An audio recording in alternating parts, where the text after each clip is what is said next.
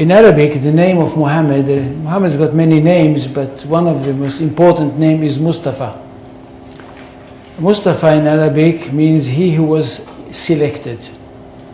And the idea is that since the time of Adam, the first human being, God selected from every generation the best of all the descendants of Adam.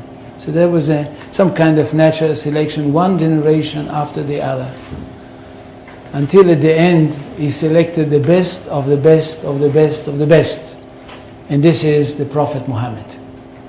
And he chose him to give him his word, the exact word of God, and of course selected him to be the prophet that will bring to humanity the finest of all revelations. This is Islam. That we are talking about a culture which is highly rich, highly interesting, and highly rewarding. And that's what the most important thing.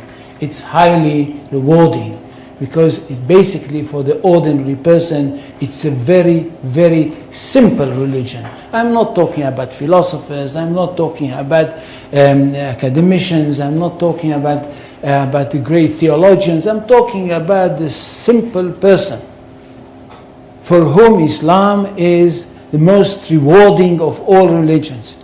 At the end of the story, if he is a good Muslim, and he dies, he is going to go straight into paradise, and paradise is described in the most colorful way possible in the Quran.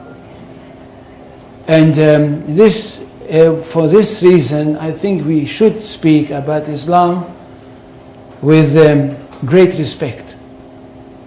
And not just, as I can hear some people say, well, it's Islam, it's nothing. No, it's not. And it's not a simple thing that a person like me and others like me in the academy, in fact, dedicated their life for the studying of this culture. Now, Islam is not a religion in the ordinary, simple way of thinking. Islam is a culture which comprises everything. And most of all, it is a culture based on revelation, and it is a culture which is based on a legal system. It is basically a legal system. It is a legal system which comprises everything. It comprises the life of the individual, it comprises the life of the society, it comprises the state. That's one thing. Secondly, it is a world religion. It's not like Judaism, which is not a world religion. It is connected with the chosen people and it's only for them. And it's not connected with the territory of the world, it's connected with one small country. Islam is a world religion connected with the world, and it wants to establish world order. For Islam, the whole world is one state.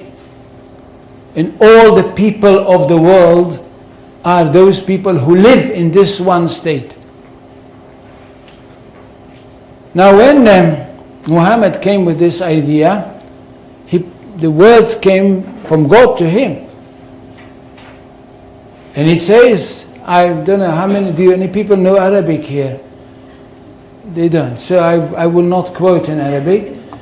In Surah 61, verses 11-13, we hear that God sent Muhammad with the true religion, with the right message, with the right path, in order that it should overcome all the other religions.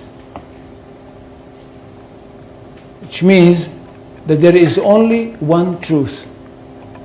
Jews and Christians, which are called the people of the book, had once their own truth, but they were not a very good custodians, and they falsified their books.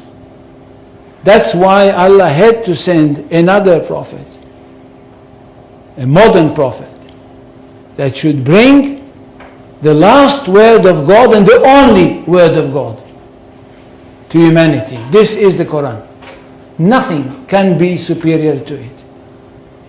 And because of that, this religion is regarded to be one that stands on top of everything else.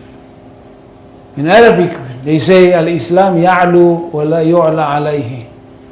Islam is superior, nothing can be superior to it.